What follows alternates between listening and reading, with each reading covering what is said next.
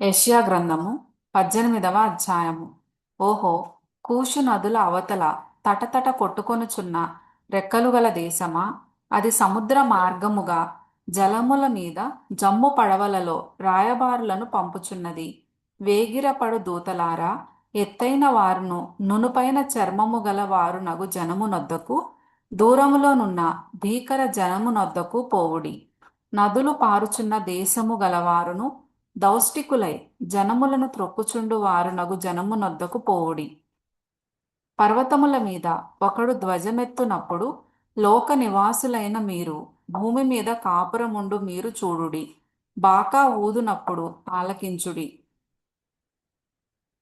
యెహోవా నాకీలాగు సెలవిచ్చి ఉన్నాడు. ఎండ కాయుచుండగాను, వేసవి కోతకాలమున మేఘములు మంచు కురియుచుండగాను నేను నిమ్మళించి నా నివాస స్థలమున కనిపెట్టుచుందును.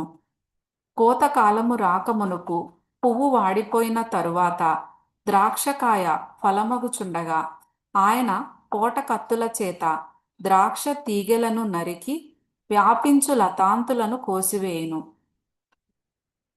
అవి కొండలలోని క్రూర పక్షులకును భూమి మీదనున్న మృగములకును విడువబడును.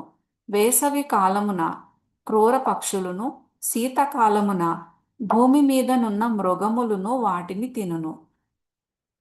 ఆ కాలమున ఎత్తైన వారును నునుపైన చర్మము గలవారును దూరములోనున్న భీకరమైన వారును నదులు పారు దేశము గలవారునై ఉన్న దౌష్టికులగు ఆ జనులు సైన్యములకధిపతియగు యెహోవాకు అర్పణముగా ఆయన నామమునకు నివాస స్థలముగా నుండు సియోను పర్వతమునకు తేబడుదురు.